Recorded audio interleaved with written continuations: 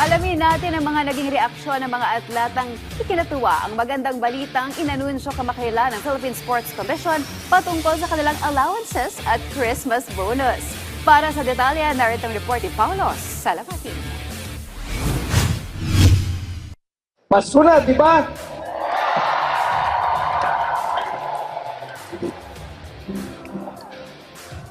Announcement number 1. Lahat ng atleta at coaches, dadagdagan namin ng tig 6,000 pesos ang allowance nyo.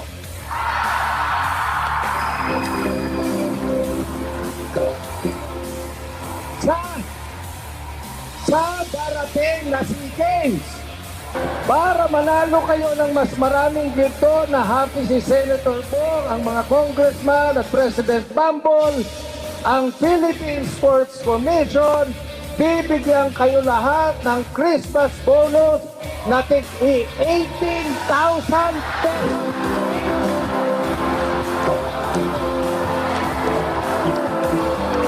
Lahat kayo, 24,000 pesos each.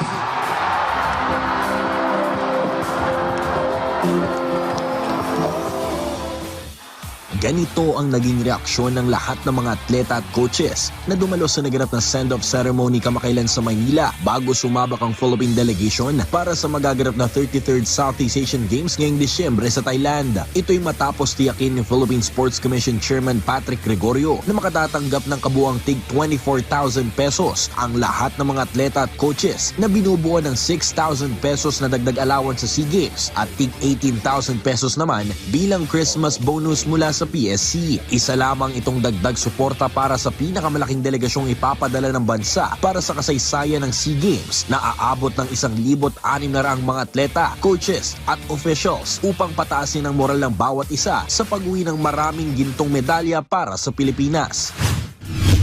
Actually, nagulat kami. So thank you. Medyo naiyak ako na slide. Pero maraming salamat kasi yun din. Laking tulong sa Sobrang Merry Christmas. Most of the years that we've been playing, this will be the first time we're playing under the PSC and the POC. And first time rin ng players namin and mga coaches namin to be incentivized.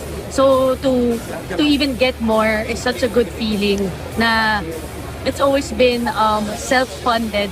So out of pocket lagi in lahat ng tournaments namin. So to be recognized and to be incentivized this way, grabe, it's such a good feeling and it means so much and it helps us, boost our morale to fight better.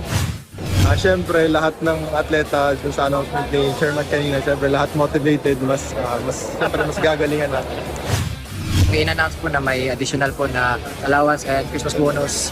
Siyempre, naghiyawan po mga athletes. Happy po kasi hindi na one less thing to worry about po. Lalo na ngayon, December, Christmas season, tas mga ibang athletes na uuwi pa sa ibang probinsya, less burden na sa kanila yung mga finances po. Lalo na yung mga flights or mga travel expenses po.